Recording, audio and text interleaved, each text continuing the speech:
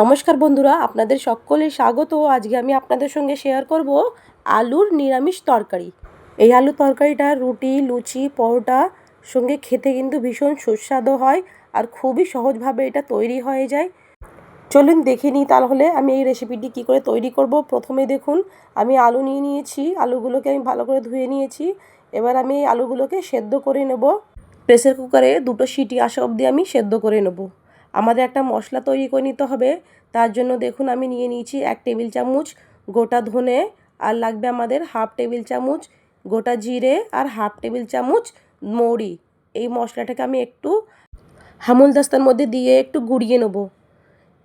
খুব মিহি করে গুঁড়ো করব না, আমাদের একটু গোটা গোটা থাকবে এই মশলাটা।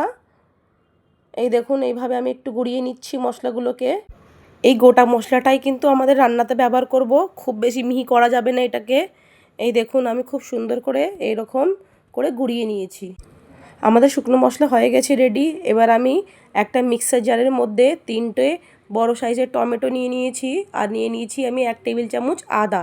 এবার আমি মিক্সার জারের মধ্যে দিয়ে খুব মিহি করে একটা পেস্ট তৈরি করে নেব।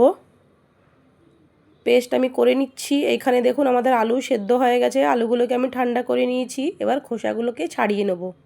এবার আমি কড়া বসিয়ে দেবো, কড়ার মধ্যে দিয়ে দেবো সর্ষের তেল, আর দিয়ে দিতে হবে আমাদের একটা শুকনো গোটা লঙ্কা, লাল লঙ্কা দিয়ে দিয়েছি গোটা, আর লাগবে আমাদের একটা তেজপাতা। এটা একটু ভাজা হোক। এবার আমি দিয়ে দেবো 1/2 টেবিল চামচ গোটা জিরে। এই মশলাটা একটু ভাজা হোক। তারপরে আমাদের দিয়ে দিতে হবে যেই মশলাটা আমি গুঁড়িয়ে রেখেছিলাম, ওই মশলাগুলোকে দিয়ে দেবো। আর গ্যাসের ফ্লেমটা এই সময় একদম লো করে দেবো। লো করে দিয়ে আমাদের এই মশলাটাকে ভেজে নিতে হবে খুব ভালো করে। এখানে আমি এবার অ্যাড করে দেবো হলুদ গুঁড়ো, আর লাগবে আমাদের একটু লাল লঙ্কা গুঁড়ো। আপনারা চাইলে কিন্তু এই রান্নাতে একটু গোলমরিচ গুঁড়িও ব্যবহার করতে পারেন। আমার কাছে ছিল না, সেই জন্য আমি ব্যবহার করিনি। গোলমরিচ দিলে কিন্তু খুব সুন্দর একটা ফ্লেভার আসে এই রান্নাতে। এবার এই মশলাটা একটু ভাজা হোক। তারপরে আমি দিয়ে দেবো আদা আর টমেটো পেস্ট। টমেটো আর আদা পেস্ট দিয়ে খুব সুন্দর করে গ্যাস কমিয়েই কিন্তু এই মশলাটাকে আমি খুব ভালো করে কষিয়ে নেব। এবার একটু সামান্য জল দিয়ে দেবো, তাতে করে আমাদের মশলাটা পুড়বে না। যতক্ষণে মশলাগুলো আমার কষা হচ্ছে, এই দেখুন আমি আলুগুলো এখানে ছুলে নিয়েছি। এবার আলুগুলো আমি এইরকম দেখুন ঠান্ডা হয়ে গেলে দেখুন মশলাটাও কিন্তু আমার খুব ভালো করে কষানো হয়ে গেছে। এবার আমাদের আলুগুলো কিন্তু একটু হাতের সাহায্যে এইরকম করে একটু আঙুল দিয়ে চেপে ভেঙে এই রান্নার মধ্যে ব্যবহার করতে হবে। এই দেখুন আমি এইভাবে কিন্তু সবগুলো আলু দিয়ে দেবো। দিয়ে আমি গ্যাসের ফ্লেমটা এই সময় লো করে রেখে কিন্তু সবগুলো আলু আমি দিয়ে দিয়েছি। এবার আমি আলুগুলো আর মশলাগুলো খুব একসঙ্গে খুব সুন্দর করে কষিয়ে নেব। গ্যাসের ফ্লেমটা লো করে এই কাজটা করতে হবে। কষানো হয়ে গেছে, এবার আমি স্বাদ মতন লবণ দিয়ে দেবো। লবণ দিয়ে আরও 1 মিনিটের জন্য কষিয়ে নেবো আমি। এবার এই রান্নাতে কিন্তু আমরা জল অ্যাড করবো, তবে জলটা কিন্তু আমাদের গরম অ্যাড করতে হবে।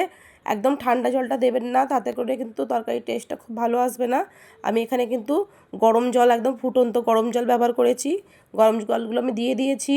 এবার গ্যাসের ফ্লেমটা আমি একটু জোরে করে দেবো। এবার আমি এখানে দেবো 1/2 টেবিল চামচ মতন কসুরি মেথি। কসুরি মেথি দিয়ে আমাদের গ্যাসের ফ্লেমটা এবার মিডিয়াম করে দেবো। দিয়ে দেবো আমি এখানে আমচুর পাউডার।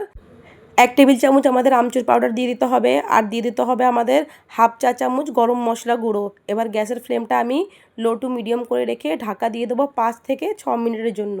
6 মিনিট পর ঢাকাটা খুলে আমি কটা কাঁচা লঙ্কা দেখুন এখানে অ্যাড করেছি, তাতে করে খেতে কিন্তু খুব সুন্দর হয়, ফ্লেভারটা খুব সুন্দর আসে তরকারির। এই দেখুন আমার রান্না করার 5 মিনিট পর কিন্তু আমি ঢাকা খুলে আপনাদের দেখাচ্ছি। দেখুন আমাদের তরকারিটা খুব সুন্দর ঘন হয়ে গেছে। আলুর তরকারি কিন্তু যখন দেখবেন আপনারা জল জল থাকবে একটু হালকা, সেই সময় নামিয়ে দেবেন। কিছুক্ষণ পরে কিন্তু তরকারিটা ঘন হয়ে আসে আলুর তরকারি আমাদের।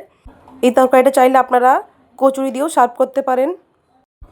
আমাদের আজকের রেসিপি যদি আপনাদের ভালো লেগে থাকে তাহলে আমার চ্যানেলটিকে লাইক করবেন, শেয়ার করবেন, সাবস্ক্রাইব করবেন।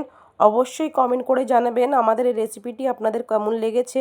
এবারের মতন আসি, আবার দেখা হবে আমাদের আরেকটি নতুন ভিডিওর সঙ্গে।